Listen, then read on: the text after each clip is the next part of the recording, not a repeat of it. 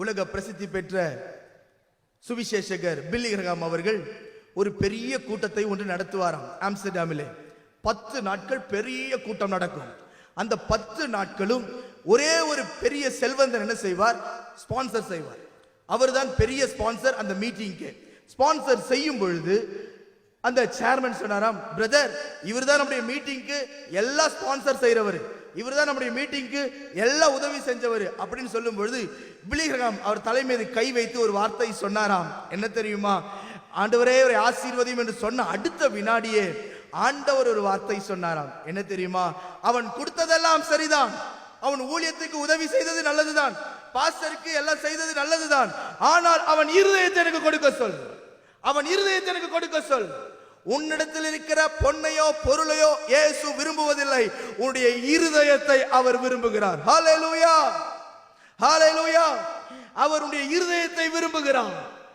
இருதயத்தை கொடுக்க சொல் என்று சொன்ன பொழுது அந்த செல்வந்தன் சொன்னாராம் ஒரே ஒரு வார்த்தை, ஐயா 10 நாட்கள் கூட்டம் நடக்குது இல்ல, 10வது நாள் என் இருதயத்தை நான் ஒப்பு கொடுக்கிறேன் என்று சொல்லி கூட்டத்தை விட்டு போய்விட்டார். 9 நாட்கள் ஆனது, அவர் திரும்ப வரவே இல்லை. 10வது நாள் கடைசி நாள் கூட்டம் நடக்கும் பொழுது சேர்மன் சொன்னாராம், இந்த மீட்டிங்க்கு உதவி செய்தவர் ஆக்சிடென்ட் ஆகி ஹாஸ்பிட்டல்ல சீரியஸான நிலைமையில் இருக்கிறார், நீங்க வந்து ஜெபிக்கணும் அப்படின்னு சொன்ன பொழுது அவர் சொன்னாராம், எல்லாம் முடியட்டும், எல்லாம் முடிஞ்ச உடனே நான் வந்து அவருக்காய் ஜெபிக்கிறேன்னு சொல்லி பில்லி கிரஹாம் தீர்மானம் செய்து ஜெபித்தார். கூட்டம் முடிந்தவுடன் வேகமாய் காரில் ஏறுவதற்காக ஓடும் பொழுது வானத்திலிருந்து ஒரு சத்தம் கேட்டதாம், Billy Graham don't go, don't go Billy Graham, போகாதே. பில்லி கிரஹாம் தன்னுடைய புத்தகத்தில் எழுதும் போது இந்த வார்த்தையை அவர் சொல்லும் பொழுது பல முறை ஆண்டவர் பேசி கேட்டிருக்கிறேன், ஆனால் இந்த வார்த்தை என்னை நடுங்க வைத்தது என்று சொல்லி, ஏன் போகக்கூடாது என்று கேட்டதற்கு, நான் அவனை புறக்கணித்தேன்.